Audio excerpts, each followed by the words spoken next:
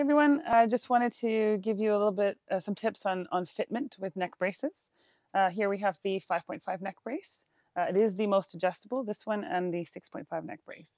They adjust in the same manner. So when you're fitting it, what you do is you open these little red tabs. They could be closed and popped in, so you just want to make sure they're open. Shouldn't need tools for that. You can do that all manually. Same at the back here. You've got a red tab that's open.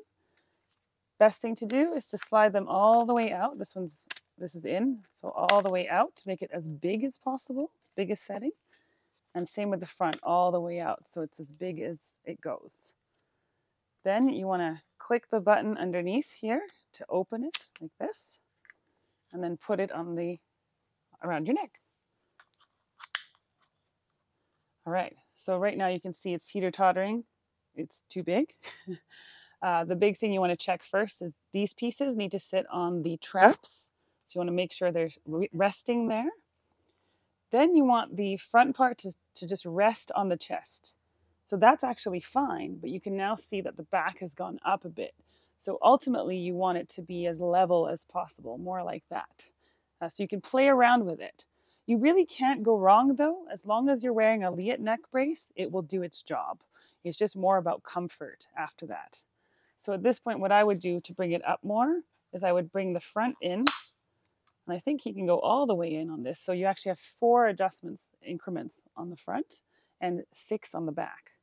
So I'm just going to turn you around. So here you can see that the thoracic is flared all the way out. Again, nothing wrong with it. It's still going to do its job in a crash, but for comfort and branches and things like that, you may want to have it come in a little bit. Of course, he may wear a chest protector as well, so you do want to fit it with exactly what you're going to be wearing.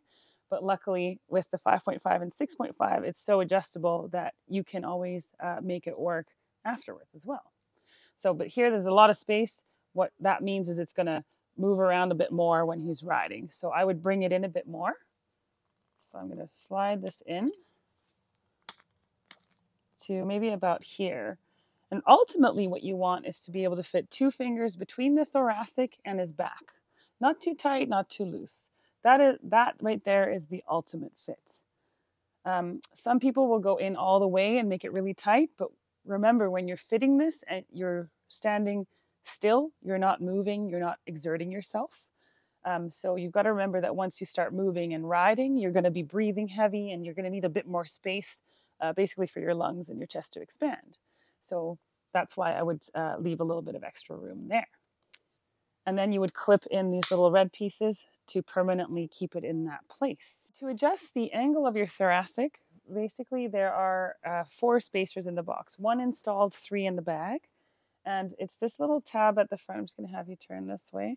This little black piece here is a rubber spacer, essentially. This one says 5 degrees. So it comes installed with 5 degrees. And then it also, in the box, you get a 0 degrees, a 10 degrees, and a 15 degrees. So you can change that angle a bit depending on the shape of your back and the shape of your protection that you're wearing, if you are wearing a chest protector or back protector. So quite easy to do. I'm just going to show you that once we take it off. So here, that's the piece here, and you would just pop that off. Again, you don't need any tools for this. And that's your spacer. And then you would just replace it with whichever one. You may have to try a few and see which one works best, but it essentially just stops or changes that angle. Not crucial for safety. It really is more of a comfort thing. And then after that, the neck brace does come with straps. You can choose to use the strap or not. As long as you're wearing the neck brace with or without a strap, it's going to do its job. It just might bounce around a bit more without the straps. So it really is a personal preference. And those straps would just hook here, go under the arm and hook at the back of the thoracic.